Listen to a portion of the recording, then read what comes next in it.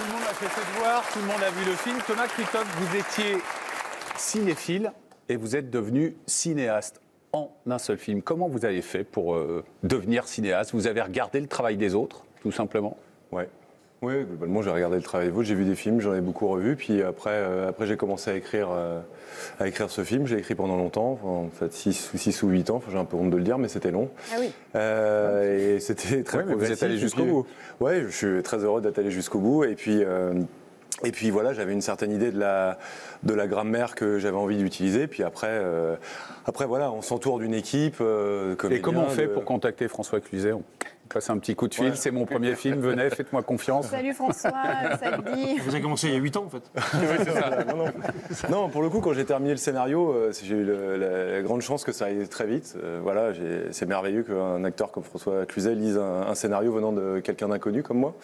Mais voilà, il a lu le scénario, même vite, et on s'est vu vite. Mais vous l'avez contacté parti. Comment, François? Vous aviez déjà entendu parler de lui ou pas du tout? Non, pas du tout. C'est par mon agent Isabelle de la Patelière qui m'a parlé du scénario. J'ai lu le scénario, j'ai trouvé terriblement bien abouti, avec une histoire, avec une mécanique justement, puisque c'est dans le titre, une mécanique de suspense, quelque chose de rare, surtout qu'en France fait assez peu de films d'espionnage, et j'en avais jamais fait.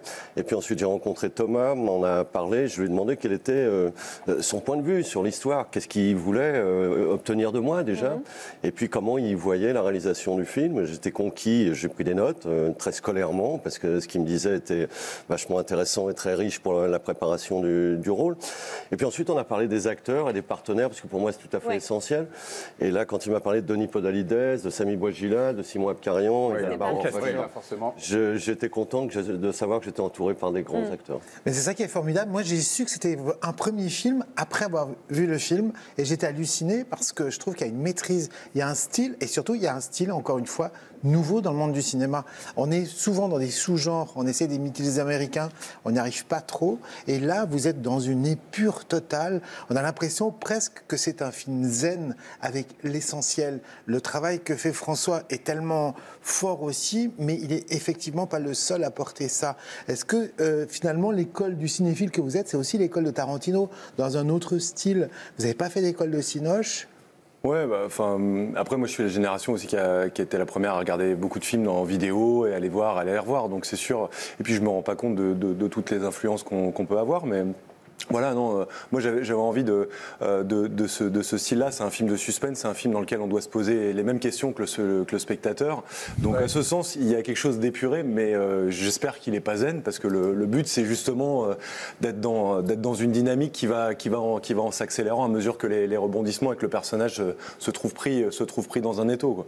Après voilà, j'avais aussi envie d'un certain style, une certaine atmosphère. Voilà, quand on fait un thriller, un film d'espionnage, il faut construire une atmosphère, et j'aimais bien cette idée que le personnage soit perdu un peu dans des espaces vides, un petit peu comme dans un labyrinthe dont il a du mal à sortir, quoi. Moi, ça m'a un peu fait penser justement l'atmosphère lourde et l'isolement du personnage principal à la série Le Bureau des légendes sur Canal+. Je ne sais pas si vous l'avez regardé. J'adore Le Bureau des légendes. Qui est extrêmement réussi. Et ça rappelle un peu ça, effectivement. Il y a aussi, il y a un petit peu, il y a une chose assez classique, c'est ce cloisonnement, et puis l'opacité, le cloisonnement qui fait qu'à chaque personne qui travaille dans une organisation secrète, on lui donne juste les informations dont il a besoin pour faire son travail. Donc c'est ce que vit le personnage de François, donc il ne sait rien, et nous, spectateurs, on sait rien à travers lui, c'est ça qui est vachement agréable. Voilà. Vous en savez pas plus que nous, et nous, voilà, exactement. On vous accompagne. Il y a un mot intéressant que vous avez employé, Thomas, c'est grammaire. Je trouve qu'il y a une vraie grammaire là pour le coup cinématographique. Forcément, il y a des références. Je pensais à Taj Mahal de Nicolas Saada aussi. Moi, j'adore parce que c'est très épuré. La vie des autres, forcément aussi, parce que là, on touche au sujet de l'écoute avec ce personnage très mystérieux qu'il y avait dans La vie des autres et que je trouve que François incarne. Et pardon, je suis remonté très très loin à Diva aussi de Jean-Jacques Benex, parce que il y avait ça aussi chez Richard Boringer, cette espèce de solitude. Je trouve qu'on retrouve, on le joue droit, ce personnage, François, c'est même important de le jouer droit. On le joue pas. Je dirais, on ne le joue pas, on se prépare en amont, on répertorie toutes les scènes, on essaye de trouver une logique interne dans le rôle avec une montée chromatique de sa peur et de son effroi.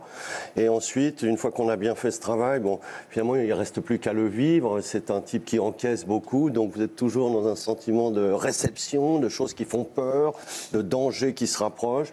À le vivre, je pense que ça permet cette sobriété permet de trouver, du fait qu'on s'identifie à lui, peut-être, ça permet de trouver toutes les nuances de son désarroi, de sa peur, de tout ce qu'il traverse. Bah ouais, moi, ma référence a été plutôt Rocky.